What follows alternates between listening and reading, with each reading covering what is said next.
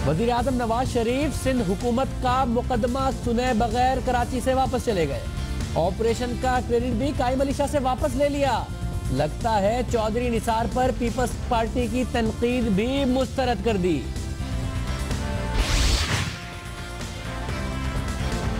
Peoples party Punjab में सुकड़ रही है। नून लीग सिंध में फैल रही है। रेंजर्स के मामले पर नून लीग का सिंध हुकूमत के खिलाफ मौक़िफ़ सियासी भी है और नवाज शरीफ आइंदा इलेक्शन में सिंध में ज्यादा से ज्यादा हिस्सा समेटना चाहते हैं।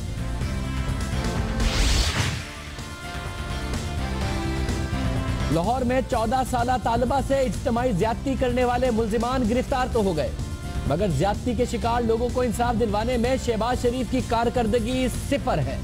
बाजी की कारकर्दगी को देखते हुए मौजूदा केस से भी तवक्कात कम ही है।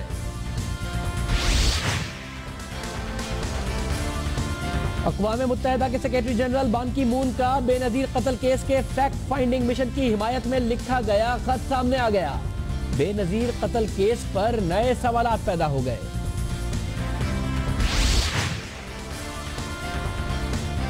निजी सनती शोबे को मजीद फाल करने के लिए बिजली की कीमतों में 3 रुपए फी यूनिट कमी का ऐलान। लगता है हुकूमत को एहसास हो गया है कि निजी शोबे को बढ़ावा दिए बगैर तरक्की मुमकिन नहीं। और 2016 में सऊदी अरब और ईरान के ताल्लुकात बेहतर हो सकते हैं। दाइश का बढ़ता हुआ खतरा शिया सुन्नी खलीज को कम कर देगा। बैनुल-अक़वामी जरीदे इकोनॉमिस्ट का तज्जिया।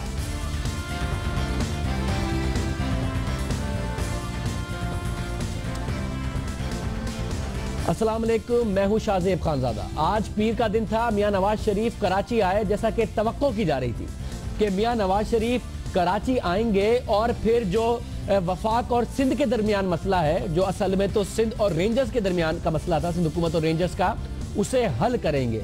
मगर ऐसा हुआ नहीं।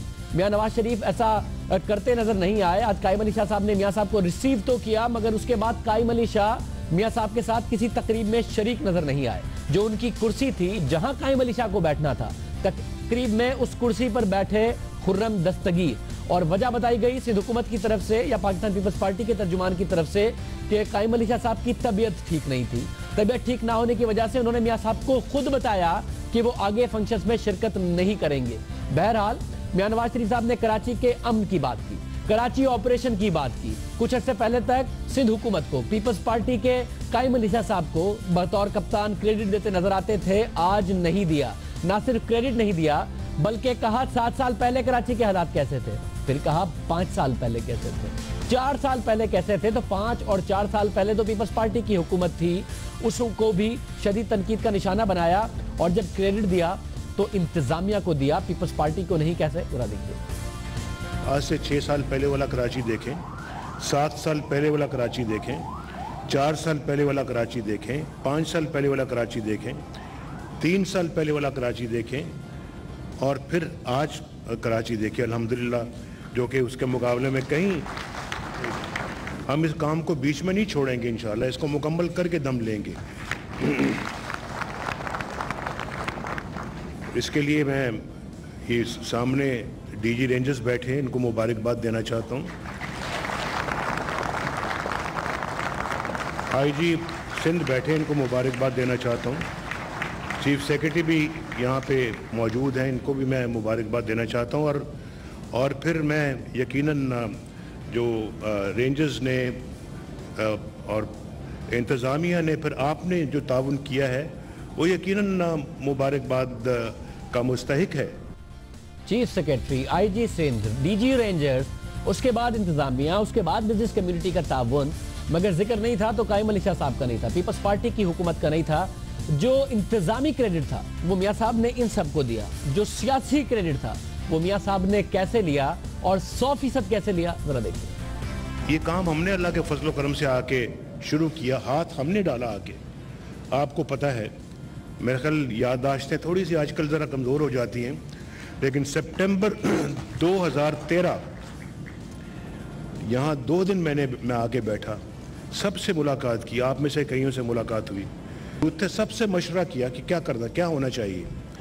मैं आया, मीडिया से मशवरा किया, सारी सियासी पार्टियों को इकट्ठा किया यहाँ पे गवर्नर हाउस कराची में, और सब पार्टियां मौजूद थी। सबका मुतहदा ये फैसला हुआ कि हाँ जी यहाँ पे ऑपरेशन होना चाहिए। हमने अल्लाह ताला का नाम लेके 2013 में ही आते साथ ही 2013 में हमारी गवर्नमेंट जून में बनी, तो सितंबर में ऑपरेशन शुरू कर दिया हमने। ये आज आपने देखा मियां साहब पूरा का पूरा सियासी क्रेडिट कैसे ले रहे थे, और फिर जो इंतजामी क्रेडिट है वो मुख्तलिफ इदारों को, यहाँ तक कि बिजनेस कम्युनिटी को भी कह रहे थे, मगर पीपल्स पार्टी की बात नहीं की। अब से कुछ दिन पहले तक कायम अली शाह साहब को मियां साहब क्रेडिट दिया करते। कोई शुबा नहीं है कि कराची के लॉ एंड ऑर्डर में बहुत बेहतरी आई है, और उसमें यकीनन शाह साहब को बहुत क्रेडिट जाता है। माशाल्लाह ये कैप्टन हैं टीम के यहाँ पे। आपने देखा क्या कह रहे थे मियां साहब। सईद गनी साहब पाकिस्तान पीपल्स पार्टी से हमारे साथ मौजूद हैं, उनसे बात करेंगे। फिर साथ साथ वफाकी वजीर इत्तलात परवेज रशीद साहब हमारे साथ मौजूद होंगे, उनसे पूछेंगे कि मियां साहब ने तो आज इस मसले को हल करना था, बगैर हल किए क्यों चलेगा? क्या वफाक अपने मौकफ पर कायम है और सिंध हुकूमत से या पीपल्स पार्टी से चाहता है कि उसे उसी तरीके से तस्लीम कर ले, इसका कोई रेजोल्यूशन नहीं है? या फिर मियां साहब वाकई कायम अली शाह साहब को इस्लामाबाद बुलाएंगे, चौधरी साहब के साथ बिठाएंगे, मसले को हल करेंगे, बात आगे बढ़ाएंगे? सबसे पहले सईद गनी साहब हमारे साथ मौजूद। सईद गनी साहब बहुत शुक्रिया। मैं देख रहा था आपने जवाब दिया, आपने कहा कि मियां साहब जब बात करते हैं आईजी सिंध की या चीफ सेक्रेटरी की, तो वो असल में सिंध हुकूमत ही को क्रेडिट दे रहे हैं। मगर मियां साहब के पास टाइम था, जब उन्होंने बात की इनकी, फिर बिजनेस कम्युनिटी की, फिर इंतजामिया की, कहीं नाम नहीं लिया सिंध हुकूमत का। और जब सियासी क्रेडिट की बात आई तो कहा 4 साल 3 साल पहले तक कैसे हालात थे और हमने आके ऑपरेशन शुरू हुआ। आपको किसी भी किस्म का क्रेडिट नहीं दिया मियां साहब ने। देखिए मियां साहब की मर्जी है, और हम इस शौक में भी नहीं है कि कराची के हालात ठीक हों तो सियासी क्रेडिट हमें मिले। लेकिन हकीकत यह है कि जब हमारी हुकूमत थी तो मियां साहब की जमात समेत चंद और जमातें भी थीं जो दहशतगर्दों के ख़िलाफ़ कार्रवाई करने में रुकावट बनी हुई थी, और ये उनकी खुशकिस्मती थी कि जब उन्होंने शुरू काम किया तो हमने उनको पूरा सपोर्ट किया, और इसमें बिल्कुल इस चीज़ को हमने नहीं समझा कि हमारे वक्त में उन्होंने मुखालफत की थी तो हम भी कोई मुखालफत करें। हमने समझा कि दहशतगर्दी के खिलाफ जंग अगर मियां साहब भी शुरू करें तब भी अच्छी बात है, कोई तो आगे बढ़ रहा है। नहीं मगर सईद साहब एक और आपका मौकफ था, और मोहतरमा की बरसी पर चौधरी निसार साहब को इतना याद किया जाएगा, मुझे बड़ी हैरत हुई। एतजाज हसन साहब ने याद किया, कायम अली शाह साहब ने शदीद तनकीद की। तो जिस बात को आप कह रहे थे कि एक वजीर का मसला है, और हम तो अपने पिछले प्रोग्राम में भी कह रहे थे कि मियां साहब के अप्रूवल से ये लेटर इशू किया गया है वफाकी वजारत दाखिला की तरफ से, मियां साहब क्लियर कर गए कि रेंजर्स के मौकफ पर जो वफाक का मौकफ है वो वजारत दाखिला वाला ही मौकफ है, और मियां नवाज शरीफ साहब का भी वही मौकफ है। इस पर ना उन्होंने बात की, ना इसको रिजॉल्व किया, ऐसे ही चले गए। देखिए ये बात तो बिल्कुल वाज़ेह है कि जब चौधरी निसार कोई काम करते हैं तो वज़ीर आज़म साहब उससे अपने आप को बरीजुमा नहीं करार दे सकते। लेकिन आमतौर पर यह तासुर है कि चूँकि चौधरी निसार बहुत अनापरस्त हैं, बहुत ज़िद्दी हैं, तो मुमकिन है कई मकामात पर उन्होंने प्राइम मिनिस्टर से अप्रूवल ना ली हो। लेकिन leader of the opposition Khurshid Shah साहब ये बात कई दफ़ा कह चुके हैं कि अगर वज़ीर आज़म साहब इस पर अपनी राय का खुलकर इज़हार नहीं करते हैं और चौधरी निसार साहब को या सपोर्ट करते हैं या खामोश रहते हैं, तो तासुर से यही जाएगा कि वो उसके साथ हैं। और अगर आप जो बात आज कह रहे हैं, अगर वही बात हम मान भी लें तो मैं समझता हूँ कि फिर खुर्शीद शाह साहब की बात ठीक थी। और ये बड़ी ज़्यादती होगी कि चौधरी निसार खान साहब जो इस बात के लिए मशहूर हैं कि वो अपनी अना और ज़िद के आगे ना वज़ीर आज़म को समझते हैं, ना मुल्की मफादात को कुछ समझते हैं, ना आइन को समझते हैं। मगर सईद साहब मैं जैसा कह रहा हूँ कि मियां साहब ने जो लाइन ली है उसमें लगता है कि वो साथ खड़े हैं, मगर आपको क्या अभी भी तवक्को है कि मियां नवाज शरीफ साहब ये रेंजर्स के इख्तियारात वाले मामले पर कुछ करेंगे, या फिर आपको नहीं लगता मियां साहब बड़ा क्लियरली कह गए कि जो वफाक ने मौकफ देना था दे दिया, मामला भी ऐसे ही चलेगा, रेंजर्स वैसे ही कार्रवाई करेगी जैसे पहले करती थी और जैसे हमने आइन और कानून के मुताबिक बताया है?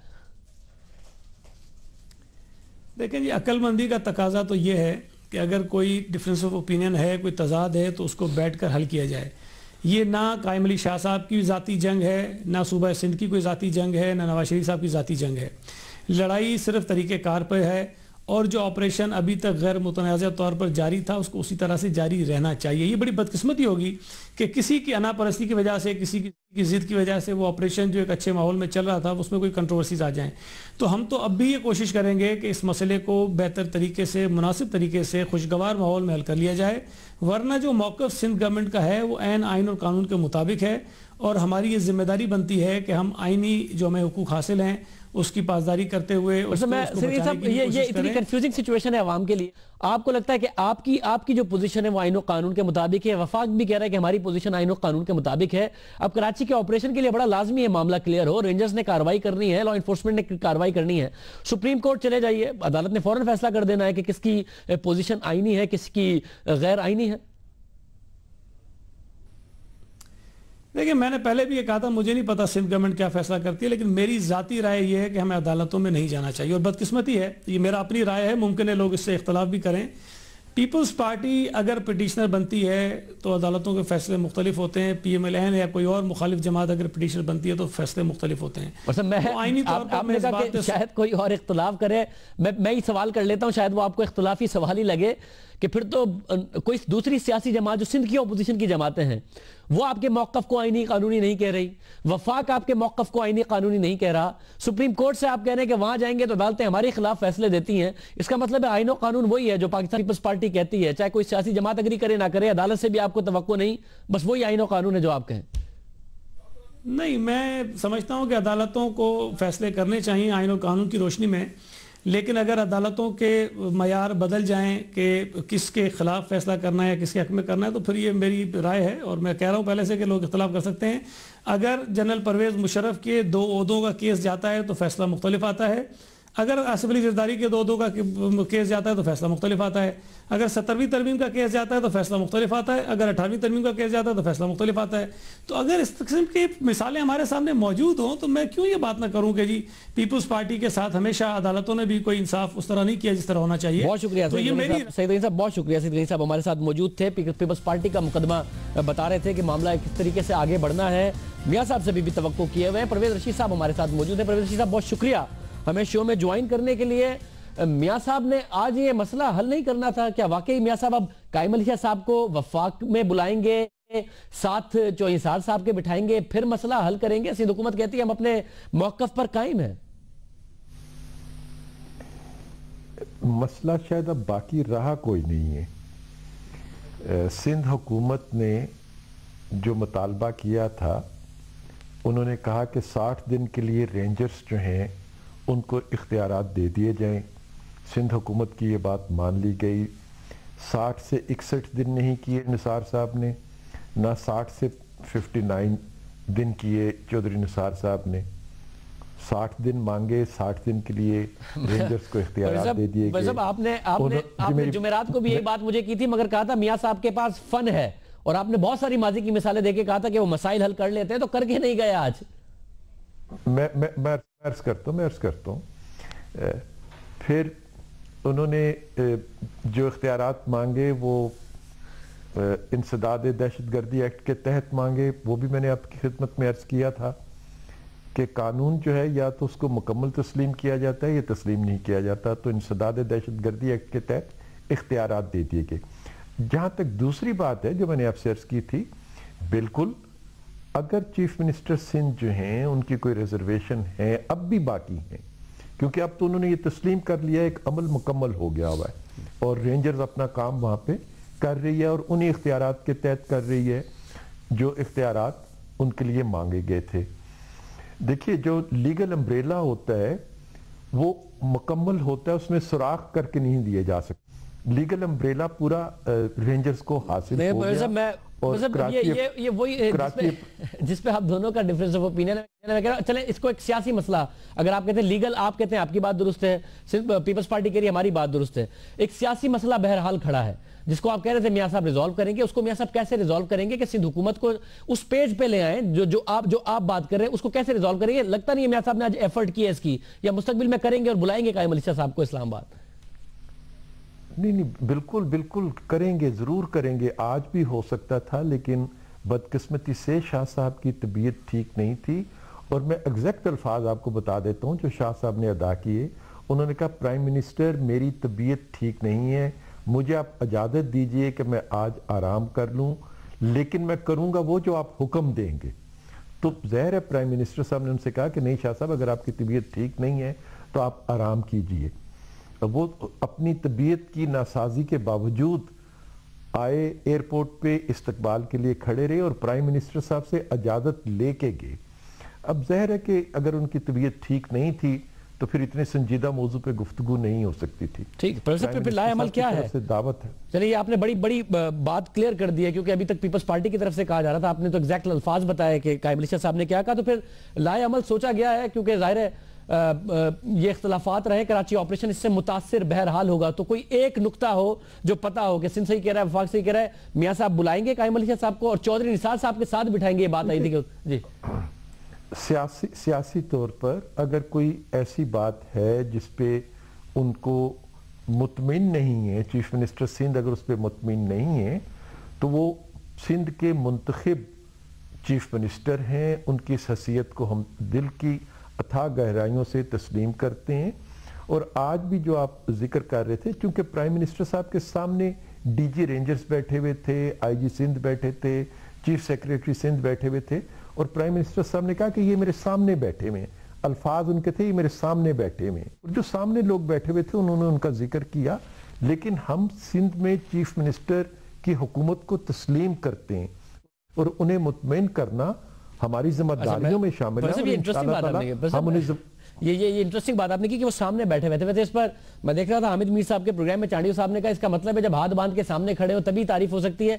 अगर आपके ख्याल में वो सामने थे तो आपके आज भी समझते हैं कि कायम अली शाह साहब को क्रेडिट जाता है, वो कप्तान है, फिर आप आज भी समझते हैं? देखिए शाहजेब, देखिए मेरी अर्ज सुन लीजिए। मेरा कहना यह है कि हम शायद बहुत छोटी छोटी चीज़ों में से कुछ कुरेदने की कोशिश कर रहे हैं। पाकिस्तान के मसाइल बड़े हैं और हमें बहुत बड़ी वुसअत नज़र के साथ उनको देखना चाहिए। कराची में अमन कायम करना एक बड़ा मकसद है। उस बड़े मकसद के लिए तमाम सियासी जमातों ने भी कोशिश की है, पाकिस्तान के तमाम अदारों ने कोशिश की है, सब ने कुर्बानियाँ दी हैं। अगर कहीं पे किसी के दिल में कोई छोटी मोटी बात हो भी तो उसे बातचीत के जरिए तय किया जा सकता है। उसमें कोई आप बड़ा तोल के बोलते हैं, मगर मुझे एक बात बताइए, आज सुबह से जब से मियां साहब ने खिताब किया है, न्यूज चैनल्स की हेडलाइन है ये कि मियां साहब कप्तान का जिक्र करना भूल गए, यानी कि कायम अली शाह साहब का। तो आप समझते हैं अगर सामने होते तो उनका जिक्र मियां साहब जरूर करते? देखिए, जब उनकी टीम पूरी का जिक्र किया गया है, चीफ सेक्रेटरी सिंध उनकी टीम के मेंबर हैं और चीफ सेक्रेटरी, चीफ मिनिस्टर खुद अपने लिए चीफ सेक्रेटरी को चुनते हैं, आईजी को खुद चुनते हैं, तो जब उनके चुने हुए लोगों की तारीफ हो रही है तो इसका मतलब है कि पूरी हुकूमत की तारीफ की जा रही है। बहुत शुक्रिया। परवेज रशीद साहब कह रहे थे कि उनकी तारीफ हो रही है, इसका मतलब है हुकूमत की तारीफ हो रही है। परवेज रशीद साहब की तरफ से मौक़िफ़ दिया गया, उन्होंने एग्जैक्ट वर्ड्स बताया कि कायम अली शाह साहब ने मियां नवाज शरीफ साहब को क्या कहा कि तबीयत खराब है, आप फिर भी हुक्म दें तो मैं साथ आपके चलने को तैयार हूं, वरना आप कहें तो मैं आराम कर लूँ, जिसके ऊपर मियां साहब की तरफ से कहा गया। प्रोग्राम में आगे बढ़ते हैं, जिक्र करते हैं आज मियां नवाज शरीफ साहब के दौरा कराची से जुड़ी एक और खबर। वज़ीर आज़म अब जहां कराची ऑपरेशन को सियासी तौर पर बाकायदा तौर पर कह रहे हैं कि ये हमारी अचीवमेंट है और हमने इस ऑपरेशन को शुरू किया, कराची में आने वाले अमन का मुकम्मल तौर पर क्रेडिट ले रही है, वहाँ मुस्लिम लीग नून ने बल्दियाती इंतखाबात में एक अच्छी कामयाबी दिखाई। मुस्लिम लीग नून की कराची में सियासी पोजीशन मजबूत रही। हमारे इस प्रोग्राम में बल्दियाती इंतखाबात से पहले निहाल हाशमी साहब मौजूद थे, जिन्होंने जो मुस्लिम लीग नून के कराची के इंतखाबात हैं उनको लीड किया, और वो कह रहे थे कि आप देखिएगा कि हम मेयर नहीं बनाएंगे लेकिन पीटीआई, जमात इस्लामी सबसे ज़्यादा सीटें लेंगे, और ली भी गई हैं। क्या ऐसा तवक्को की जा रही थी? और मुत्तहिदा कौमी मूवमेंट नून लीग के साथ दो डिस्ट्रिक्ट में, एक में डिस्ट्रिक्ट साउथ में तो बहरहाल मामला तय पा गया है, एक और डिस्ट्रिक्ट में मलीर में हो सकता है कि मिलकर हुकूमत बनाए, तो क्या नून लीग एक ऑल्टरनेट के तौर पर आ सकती है? और मुत्तहिदा कौमी मूवमेंट खुद ही एक्सपेक्ट कर रही थी कि वो एक दिन नून लीग के साथ मिलकर यहाँ पर हुकूमत बनाएंगे, जबकि मियां साहब ने बड़े बड़े प्रोजेक्ट्स की भी आज तक बात की है। हैदराबाद रजी साहब हमारे साथ मौजूद है। रजी साहब, बहुत शुक्रिया हमें ज्वाइन करने के लिए। आप एक्सपेक्ट कर रहे थे कि नून लीग इस तरीके से इमर्ज होगी कि दो डिस्ट्रिक्ट्स में आप उनके साथ मिलकर हुकूमत बना रहे हो बल्दियाती इंतखाबात में, आपकी तवक्को थी? देखिए, जो सूरत हाल, जो लोग कराची के डायनामिक्स को और कराची की पॉलिटिकल डायनामिक्स और ख़ास तौर पर लोकल गवर्नेंस के अदबार से कराची की पॉलिटिकल डायनामिक्स को समझते हैं, वो इस बात को स्पेकुलेट कर रहे थे कि हो सकता है कि मुस्लिम लीग नवाज़ को वो जो वैक्यूम क्रिएट होने जा रहा है, ख़ास तौर पर कराची साउथ में लियारी की शक्ल में और कराची के एक्सट्रीम ईस्ट में जो मलीर एक नया ज़िला काव आउट किया है, शायद उसको पीपल्स पार्टी ने अपने लिए काव आउट किया था, मगर उसको पॉलिटिकल फ़ायदा होगा नहीं। और ख़ास तौर पर जो मलीर की सिचुएशन थी उसमें पीपल्स पार्टी ने उसको थोड़ा सा मिसकैलकुलेट किया, और जाहिर है कि नून को उस वैक्यूम को फिल करना था, और ये हम एक्सपेक्ट कर रहे थे कि एक्सट्रीम साउथ कराची में लियारी का वैक्यूम और एक्सट्रीम ईस्ट जो हमारा मलीर ज़िला है उसमें नून को कुछ सूरत हाल बेहतर मिले। मगर साहब, आप समझते हैं कि नून लीग, जिस पर हमेशा तनकीद होती है कि आप पंजाब पर ज्यादा फोकस करते हैं, उनका एक फेयर चांस है, अगर मियां साहब इस तरीके से ओनरशिप ले रहे हैं या फिर काम करते हैं आगे, कि कराची में अपना वोट बैंक इंक्रीज करें, आपको एक फेयर चांस नून लीग के लिए नजर आता है अपने आप को मजबूत करने का? देखिए, vacuum has to be filled. कोई कहीं भी दुनिया में अब वैक्यूम नहीं रह सकता, और वो किसी ना किसी तरीके से कोई ना कोई फिल करता रहता है। और ये वो इलाके हैं कराची के जहां पर कोई मुस्तकिल वोट बैंक उस तरीके से दिखाई नहीं दे पा रहा गुज़िश्ता एक तवील अरसे से, तो जाहिर है कि ये यहां पर चेहरे बदलते रहेंगे। वैक्यूम तो किसी भी किस्म का हो सकता है। 2013 के इंतखाबात में कहा गया कि आपने वैक्यूम क्रिएट किया है, पीटीआई को फायदा होगा, एक सीट जीती, वोट अच्छा लिया, बल्दियाती इंतखाबात में बहरहाल मायूस किया। तो वो वैक्यूम से आपको खतरा नहीं है कि नून लीग आपको भी खतरा बन सकती है कराची में आपके लिए? देखिए, मैं आपसे अर्ज कर रहा हूं ना कि जो इलाके वैक्यूम क्रिएट जहां पर होगा, जहां पे वोटर्स लॉयल्टी जो है वो सोइंग करेगी, वहां पर चेहरे बदलते रहेंगे, और अगर चेहरे बदले, जाहिर खतरे की कोई बात नहीं है। तो मुझे बताएगा, ऐसी सूरत में जब आप नून लीग के साथ मिलकर डिस्ट्रिक्ट्स में हुकूमत बना रहे हो, ऐसी सूरत में जब नजर आए कि सिंध हुकूमत का इंटरेस्ट नहीं है कराची की लोकल बॉडीज को स्ट्रॉन्ग करने का, कराची में डेवलपमेंट करने का, सिंध गवर्नमेंट का वो इंटरेस्ट ना नजर आया हो, तो आप एक्सपेक्ट करते हैं कि आपको नून लीग की वफाकी हुकूमत से वही कोऑपरेशन मिले जो कि मुशर्रफ साहब के जमाने में मिला था और आपके मेयर ने अच्छा डिलीवर किया था। एक ऐसी सूरत में भी जब मरकजी हुकूमत खुद कहती है कि हम सिंध हुकूमत को पैसे दें, K4 प्रोजेक्ट के दूसरी चीजों के काम ये करते नहीं है, पैसे रुके रहते हैं, आप एक्सपेक्ट करते हैं वफाक आपके साथ ताउन करे, पैसे रिलीज करे, आपका मेयर डिलीवर करे? देखिए, हुकूमत सिंध से लेकर वफाक तक से अपने लिए फंड्स का रिलीज होना और अपना हक मांगना, ये हम न सिर्फ एक्सपेक्ट करते हैं बल्कि इसको अपना सियासी और जमहूरी हक समझते हैं। और जो इंटरेस्ट दिखाई देता है सिंध की हुकूमत का कराची में, उससे तो जाहिर है कि पूरा पाकिस्तानी वाकिफ है कि गुज़िश्ता 8-9 बरसों में कराची में कोई एक काम नहीं किया गया, बल्कि कराची की मौजूदा सूरत हाल इंतहाई नगुफ्ता बह कर दी गई है। अगर इसमें वफाक अपना हिस्सा नहीं डालता तो फिर ये एक मायूस कुन सूरत हाल की तरफ चीजें जा सकती हैं। बहुत शुक्रिया हैदराबाद रिजवी साहब, हमारे साथ मौजूद थे, अपना मौक़िफ़ दे रहे थे। प्रोग्राम में एक ब्रेक शामिल करेंगे, जिक्र होगा लाहौर में 14 साल तालिबा से इज्तिमाई ज़्यादती का। शहबाज शरीफ साहब का ट्रैक रिकॉर्ड मुख्तलिफ वाक़यात में इंसाफ दिलाने में ज़ीरो है, और उस वजह से उनसे तवक्कुआत अब भी ज़ीरो है। क्यों है, बात करेंगे एक ब्रेक के बाद।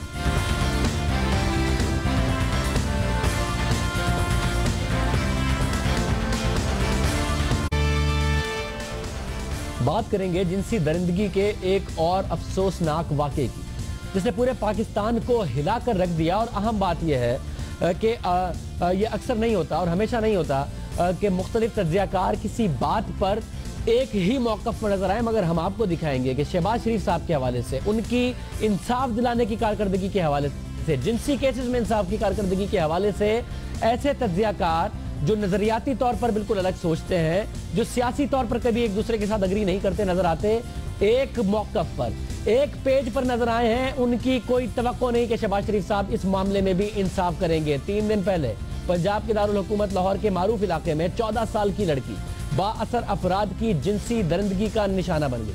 वज़ीर आला पंजाब शहबाज शरीफ ने हस्बे रिवायत इस वाक़े का नोटिस लिया, और पुलिस भी तमाम मुल्ज़िमान को कानून की गिरफ्त में ले आई। क्या इन मुल्ज़िमान को सजा भी मिलेगी? कमसिन बच्ची को वहशत का निशाना बनाने वाले क्या अंजाम को भी पहुंचेंगे? पंजाब पुलिस और शहबाज शरीफ इंतजामिया की माजी की कारकर्दगी को सामने रखा जाए तो जवाब ना में ही मिलेगा। कारकर्दगी सिफर है, तवक्कुआत भी सिफर है, क्योंकि ये हम नहीं, हुकूमती इदाद-ओ-शुमार कह रहे हैं, जो हैरान कुन है। पंजाब में यह कारकर्दगी बुरी रही है, मुल्क में यह कारकर्दगी बुरी रही है। सेनेट में पेश की गई रिपोर्ट के मुताबिक गुज़िश्ता 20 माह में जिनसी ज्यादती के 3645 वाक़यात रिपोर्ट हुए, लेकिन सिर्फ 6% मुल्ज़िमान को सजा मिली। यही नहीं, अगस्त में सामने आने वाले कसूर जिनसी ज्यादती केस में भी हक़ाइक़ के बरखिलाफ पुलिस ने मामले को जमीन का तनाज़ा करार दे दिया। शहबाज शरीफ साहब ने एक दफा फिर बड़े बड़े दावे किए, मगर इंसाफ नहीं मिला। शहबाज शरीफ इंतजामिया की जो कारकर्दगी अक़लियतों को इंसाफ दिलाने में नजर आती है, जो दावे वो अक़लियतों के ऊपर कोई भी जुल्म होने के बाद करते हैं और उसके बाद कारकर्दगी सिफर नजर आती है, वही कारकर्दगी जिनसी ज्यादती के मुकदमात में नजर आती है। अक्टूबर 2015 में मुजफ्फरगढ़ में ज्यादती का शिकार खातून ने खुद सोजी कर ली। वज़ीर आला पंजाब शहबाज शरीफ ने फिर रिवायती तौर पर नोटिस लिया, लेकिन मुतासरा खातून को इंसाफ नहीं मिला। ऐसे कई वाक़यात हैं जिनमें जिनसी ज्यादती में मुलविस मुल्जिमान कानून की गिरफ्त में तो आए लेकिन अंजाम को ना पहुंच सके। और जैसा कि हम कह रहे हैं, बहुत कम होता है कि जियो न्यूज के प्रोग्राम रिपोर्ट कार्ड में जो सीनियर तज्जियाकार होते हैं, जिनकी राय अक्सर एक दूसरे से मुख्तलिफ होती है, जिनके दिए जाने वाले नंबर्स में किसी एक विषय पर जमीन आसमान का फर्क होता है, डिफरेंस ऑफ ओपिनियन, इस प्रोग्राम की खूबसूरती है। उस प्रोग्राम में शहबाज शरीफ साहब को और उनसे मंसूब तवक्कुआत को सबने 0 नंबर दिए। और बहुत अहम बात है, क्या सब कह रहे थे, जरा सुनिए। सराखान तकदीर से मशरिक कहाँ है? सराखान तकदीर से मशरिक को लाओ, ये गलियां, ये कूचे, ये बाजार दिखाओ। मदद चाहती है ये हव्वा की बेटी, ये शुदा की हमजिन्स राधा की बेटी। ये सुबह शाम होता है यहाँ पे। और अब उस बच्ची के खिलाफ इल्ज़ामबाजी हो रही है कि वो पेशावर खातून है। तो क्या पेशावर खातून के साथ आप बिलजबर करेंगे और एक गैंग रेप करेंगे? एक एमपीए ने छुपाया हुआ था, दूसरे एमपीए ने पकड़वा दिया। और ये ग्रुप है जो बहुत ज़्यादा PMLN में शामिल है। इनके वज़रा के साथ भी सिर्फ तस्वीरें नहीं हैं, और धंधे भी होते हैं। इसकी तफ्तीश भी क्यों ना पंजाब रेंजर्स करे, तो शायद हक़ाइक़ सामने आ जाएंगे। मेरा ख्याल है कि इस केस में दबाव पड़ेगा बच्ची के ख़ानदान पे, उन्हें पैसे से दिए जाएंगे और ये केस ख़त्म हो जाएगा। कोई इंसाफ की तो मुझे नज़र नहीं आती। नंबर कितने देंगे इम्तियाज साहब? इसका कोई इम्कान नहीं है। 0? जी हाँ। हसन निसार साहब? वही है जो अभी इम्तियाज आलम कह रहे थे, और क्या जवाब होना है इसका? मजहर अब्बास साहब? इसमें सबसे बड़ा अलमिया यह है कि इसका जो मेन सस्पेक्ट है वो मुस्लिम लीग नून यूथ विंग का ओहदेदार है, और अब तक मुस्लिम लीग नून की तरफ से उसके हवाले से एक बयान भी सामने नहीं आया है, यानी उसको पार्टी में मुअत्तल भी नहीं किया गया है। पंजाब हुकूमत की जो हिस्ट्री है, पंजाब में जो इस तरह के बासर ख़ानदानों की हिस्ट्री है, उसमें इंसाफ नाम की कोई चीज़ नहीं होती। वही इंसाफ होता है, वही, और ख़ास तौर पे जब जहां औरत विक्टिम भी होती है, उसको अक्यूज भी बना दिया जाता है, जैसे राना मशहूर केस में हुआ। जी, एक जो इम्कान है और एक मेरी ख्वाहिश है। इम्कान तो शायद जैसे सब लोग कह रहे हैं 0 है, कोई इम्कान नहीं है कि इंसाफ मिलेगा। होना क्या है, वही जो शाहरुख जतोई के साथ हुआ या कांजू के बेटे के साथ हुआ। सलीम साफी साहब? साफी साहब 0 नंबर दे रहे हैं, ज्यादा दे रहे हैं। मैं नंबर ले लूं साफी साहब से? नहीं, अगर वो उस तरह के बासर लोग हो तो वो तो 0 है, जाहिर बात है। इम्कान उसके 0/0। और ये उस वज़ीर आला के बारे में कहा जा रहा है जो आमतौर पर ख्याल किया जाता है, और बहुत सारी ऐसी डेवलपमेंट है जो उनकी तरफ से की गई कि दूसरे वज़ीर आला के मुकाबले में ज़्यादा एक्टिव हैं, ज़्यादा लॉ इन्फोर्स करते हैं। मगर शहबाज शरीफ साहब से तमाम तज्जियाकारों की राय और उनसे जो तवक्कुआत हैं वो 0 है, वो 0 है। चैलेंज है शहबाज शरीफ साहब के लिए, गलत साबित करें तज्जियाकारों को, गलत साबित करें अपने आप से मंसूब 0 तवक्कुआत को, कि अगर किसी के साथ जिनसी ज्यादती हो जाए, चाहे कोई बच्चा हो, चाहे कोई खातून हो, तो उसमें उनका ट्रैक रिकॉर्ड बेहतर करने की जिम्मेदारी उनके ऊपर है। जिस तरीके से उनके ऊपर जिम्मेदारी है कि जब अक़लियतों के साथ पंजाब में ज्यादती होती है तो अपना ट्रैक रिकॉर्ड बेहतर करें। प्रोग्राम में आगे बढ़ते हैं। अब कुछ बात बेनज़ीर कत्ल केस की। अक़वाम मुत्तहिदा के सेक्रेटरी जनरल बान की मून का वो जवाब सामने आ गया है जो उन्होंने 29 जुलाई 2010 को पीपल्स पार्टी की हुकूमत के बेनज़ीर भुट्टो कत्ल केस की तहकीकात करने वाले अक़वाम मुत्तहिदा कमीशन की रिपोर्ट पर एतराज़ के बाद लिखे गए खत में दिया था।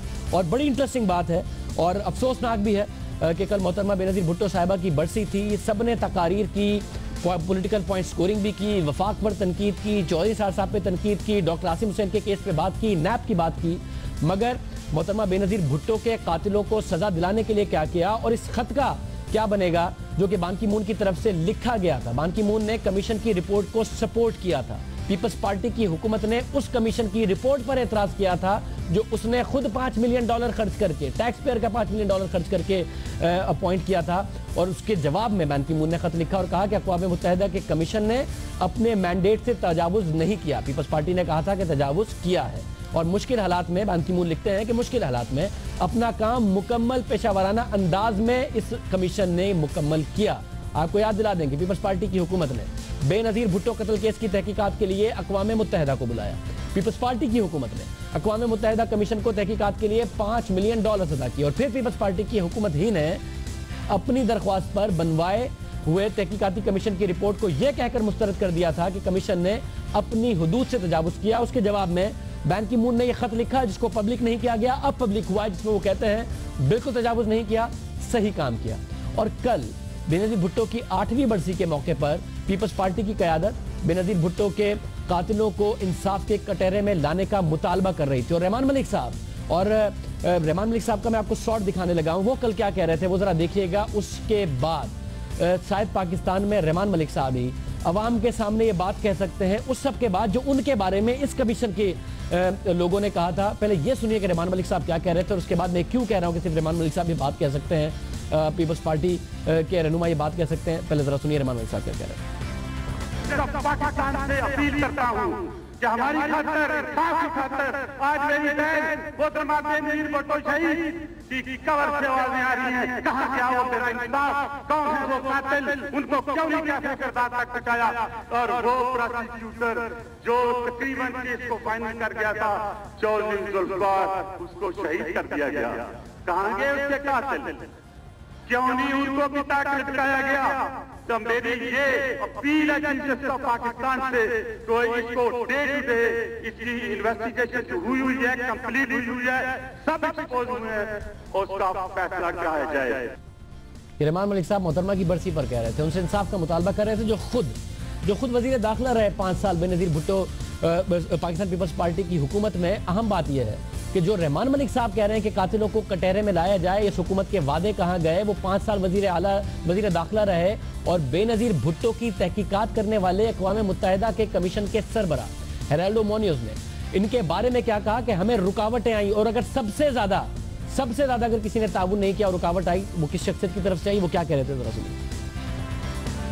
We had a lot of difficulties, particularly with some individuals, including the Minister of the Interior, who was a point man for contact with us, Rehman Malik, who had been the security person for Benazir Bhutto, and at the time of the assassination, he had been in the backup bulletproof car, a backup car that obviously had to be very near the main car in which Benazir Bhutto rode, and it so happened that it disappeared at the moment of the attack.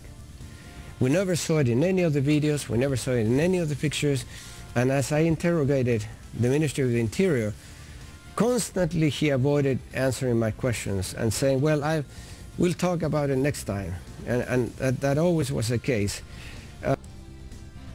आपने सुना कि क्या कह रहे थे, और कि रहमान मलिक साहब की तरफ से जो कि पॉइंट मैन थे, सबसे ज़्यादा रुकावटें आईं और हमें उन सवालों का जवाब नहीं मिला जो हम जानना चाहते थे। 8वीं बरसी पर वही रहमान मलिक साहब मोहतरमा की कब्र के आगे खड़े होकर और कारकुनों के आगे इंसाफ की बात कर रहे थे कि ये हुकूमत इंसाफ में क्यों नहीं लाई और कटहरे में क्यों नहीं लाई उन लोगों को जिन्होंने मोहतरमा को कत्ल किया, जिन दहशतगर्दों ने मोहतरमा को कत्ल किया। बहरहाल पीपल्स पार्टी की हुकूमत की भी जिम्मेदारी थी, हुकूमत की भी जिम्मेदारी है, मगर रहमान मलिक साहब के हवाले से ये पॉइंट था।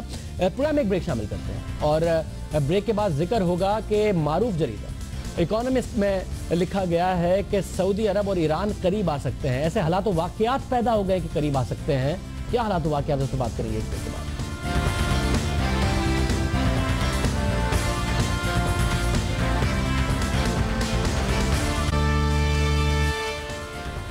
दोबारा खुशामदीद नाज़रीन। इस प्रोग्राम के प्लेटफॉर्म से मुसलसल कहते रहे हैं कि इंटरेस्ट रेट लो हैं, लेकिन उसका फ़ायदा इंडस्ट्री को नहीं हो रहा।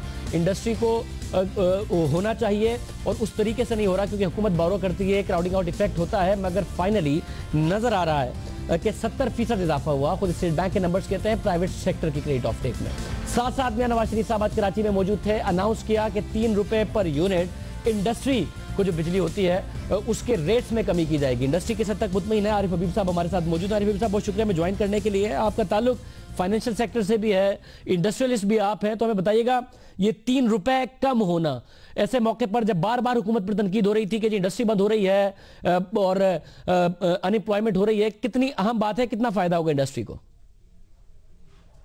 नहीं, ये खुशाइंद बात है और इस पर इस तरह जो है वो कैंडिडली इसको अनाउंस कर देना पॉजिटिव चीज़ है। आई थिंक इससे ओवरऑल जो सेंटिमेंट बेहतर होगा। लेकिन ज़ाहिर है आपको भी पता है और तमाम लोगों को पता है कि कॉस्ट जो है ऑफ प्रोडक्शन भी कम हो रही है। तो इंटरनेशनल ऑयल प्राइसेस गिरना, गैस की प्राइसेस जो है गिरना, LNG प्राइसेस की गिरना, ये इसके मुतकाज़ी हैं कि इसको जल्दी से जो है पास ऑन किया जाए, और उन्होंने इसको पास ऑन जो है ख़ास तौर पे इंडस्ट्री के लिए किया है, जो मैं समझता हूँ कि ये अच्छी चीज़ है। ख़ास तौर पे हम पाकिस्तान में जो है वो इंडस्ट्रियलिस्ट से शिकायत करते रहे हैं कि हमारी जो है बिजली की कॉस्ट जो है वो ज़्यादा थी, क्योंकि पिछले 2013 में इसको जो है वो बढ़ाया गया था। तो आई बिलीव कि इससे जो है वो एफिशिएंसी पैदा होगी, कॉस्ट में एफिशिएंसी आएगी, जो एक्सपोर्ट में लोगों की शिकायत है वो दूर होगी, और उससे ज़्यादा इम्पोर्टेंट ये है कि अवेलेबिलिटी को इंश्योर करें। मैं समझता हूँ कि कॉस्ट तो जो है थोड़ा कम ज़्यादा जो है वो उसको अफोर्ड कर लेती है इंडस्ट्री, बट अवेलेबिलिटी जो है वो ज़्यादा इम्पोर्टेंट है, जिसके लिए काफ़ी कुछ काम होता हुआ नज़र आता है। मगर आरिफ साहब साथ साथ ये बताइएगा, जैसा आपने कहा कि अवेलेबिलिटी है, काम होता नज़र आ रहा है, मगर प्राइवेट सेक्टर की ऑफटेक पर बड़ी तनकीद होती थी। 70% इजाफा इस साल के में हुआ है, पिछले साल के मुकाबले में 70 अरब से 178 अरब से 133 अरब रुपए पर पहुंच गया। ये जेन्युइनली कोई लॉन्ग टर्म इन्वेस्टमेंट के लिए बोरोइंग की गई है या महज वर्किंग कैपिटल के लिए बोरोइंग हुई है? जो अभी बताया गया है उसमें तो ये नज़र आता है कि वर्किंग कैपिटल रिक्वायरमेंट जो है की वजह से ये ऑफटेक जो है वो बढ़ा है। लेकिन ये भी मैं समझता हूँ कि खुशाइंद है, चूँकि मार्केट जो आपको पता है कि कमोडिटीज़ मार्केट जो है वो मुसलसल गिर रही है इंटरनेशनल मार्केट में। अब वो एक ऐसे लेवल पे आ गई हैं कि मैं समझता हूँ कि बिजनेसमैन ये समझते हैं कि अब उनको अपनी इन्वेंट्रीज जो है वो बिल्डअप करनी चाहिए। बहुत शुक्रिया। आरिफ हबीब साहब हमारे साथ मौजूद थे। मईशत को ओवरऑल वो कह रहे थे कि पॉजिटिव बातें हैं मियां साहब की तरफ से ये अनाउंस करना कि बिजली के रेट्स कम होंगे या फिर इस वक्त जो ऑफटेक होना शुरू हुई है, उम्मीद करते हैं कि लॉन्ग टर्म जो इन्वेस्टमेंट के लिए है उसमें भी क्रेडिट ऑफटेक शुरू हो। प्रोग्राम में एक ब्रेक लेंगे और फिर जिक्र करेंगे किस तरीके से एक इंटरनेशनल जरीदा कह रहा है कि सऊदी अरब और ईरान ऐसे हालात पैदा हो गए हैं करीब आ सकते हैं। ब्रेक के बाद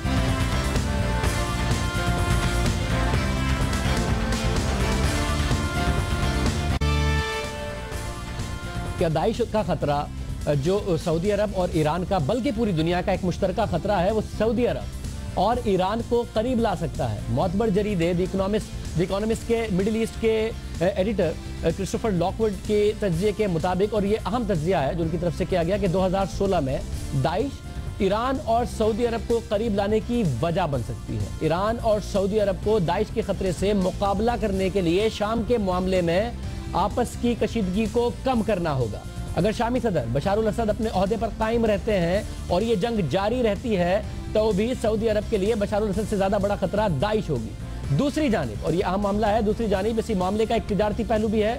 ईरान के जौहरी मुआहदे के बाद से अमेरिका, रूस और दीगर यूरोपीय ममालिक के ताल्लुकात ईरान से बेहतर हो रहे हैं और ये ममालिक ईरान में सरमायाकारी के लिए पर तोल रहे हैं। यही नहीं, सऊदी अरब के करीबी इत्तेहादियों ओमान और मुत्तहिदा अरब अमारात के भी ईरान से बेहतर ताल्लुकात हैं। तो एक तरफ इस जरीदे में तज्जिया कहता है कि ईरान को अपनी पोजीशन जो बशरुल असद के हवाले से है सॉफ्ट करनी होगी। ईरान का जो इमेज है कि वो यमन में बागियों को सपोर्ट करता है सऊदी फोर्सेस के खिलाफ, वो सपोर्ट खत्म करना होगी। दूसरी तरफ सऊदी अरब को ये ग्राउंड रियलिटीज एक्सेप्ट करना होगी जिसमें दुनिया ईरान के साथ तिजारत चाहती है, ईरान के साथ मामलात बेहतर करना चाहती है। और तीसरी तरफ ये जो खतरा है दाइश का, ये एक मुश्तरका खतरा है दोनों मुल्कों के लिए, इससे निपटना होगा। आज इस पूरे पस मंजर में सऊदी मुफ्ती आजम का अहम बयान सामने आया। सऊदी मुफ्ती आजम शेख अब्दुल अजीज अल शेख ने दाइश को इस्राएली फौज का हिस्सा करार दिया और कहा, सऊदी अखबार को दिए गए एक इंटरव्यू में कहा कि इस्लामी ममालिक का फौजी इत्तेहाद दाइश को शिकस्त देगा और दाइश को इस्लामी गिरोह नहीं मानते। दाइश ख्वारजियों की एक किस्म है जो इस्लाम और मुसलमानों को नाकाबिले तलाफी नुकसान पहुंचा रहा है। इन सब बातों से साबित होता है कि दरअसल दाइश इस्राएली फौज का हिस्सा है। ये मुफ्ती आजम की तरफ से कहा गया। क्या इस सिनेरियो में जो इकोनॉमिस्ट की तरफ से तज्जिया किया गया वो दुरुस्त साबित होगा? सऊदी अरब और ईरान करीब आ पाएंगे इस सारे सिनेरियो में? ये आने वाले दिन में पता चलेगा। बहरहाल दाइश एक मुश्तरका खतरे के तौर पर जरूर सामने आ रहा है। आज के प्रोग्राम में इतना ही। अब आपसे कल मुलाकात होगी। जा दीजिए। अल्लाह हाफिज।